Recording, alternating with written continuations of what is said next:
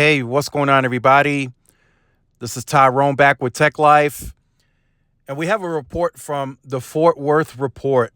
And it's very interesting because these are still issues that carriers are dealing with. And this is all carriers. But in this instant, it's T-Mobile. And all carriers, like I said, are still dealing with these issues. So T-Mobile is trying their best to correct the problem. There is a service issue in an area in a part of Fort Worth. 911 calls are dropping, and it's just poor performance across the board. So I will leave the link to this article in the description down below, but I'll just give you guys a brief summary. So T-Mobile is trying to construct a 200-foot tower in a property that they have done all the proper paperwork and they got approval, but there are some people that are against that tower. They say that once that tower is constructed, no further business is going to want to build in that area.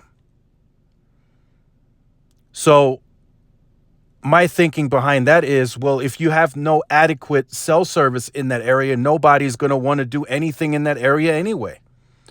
Now, Verizon and AT&T may work in that area. They may already have a cell site. That wasn't disclosed in this article. But it's quite a long article, and you will see there is a T-Mobile map.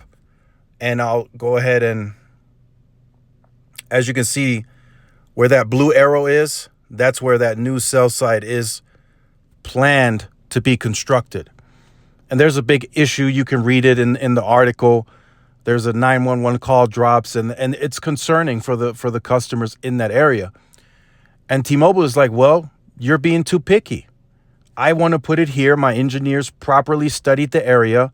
They did an area survey, and they said the site needs to go here, and that will fill in coverage the best. And then these people are saying, no, you have to build it right here. So again, this is still red tape that the carriers are running into that they wish was not there. And in the article, it states that the site approval and zoning should still be ran by this, that, and the third. No. If T-Mobile gets proper approval from the proper channels and they say, yes, go ahead and construct the site, there should be nobody else involved in the process, in my opinion. And I think the FCC needs to be very clear on that, because these voice services and wireless services are now critical. Hardly anybody uses landline anymore. So these 911 calls have to go through. They have to. And of course, phone calls, period.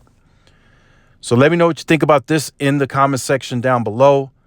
I look forward to reading your comments. Let me know your opinions on this topic. I think if a site is needed, it needs to be built. And I think at least that, I know the time it's going to take time to get approval, but I think the FCC needs to at least step in and say, if the site is needed and we get proper approval, then we need to let this site be constructed. So make sure you like, share, subscribe to the channel. Follow my social media outlets for more updates and interactions. This is Tyrone with Tech Life. See you in the next one. Peace.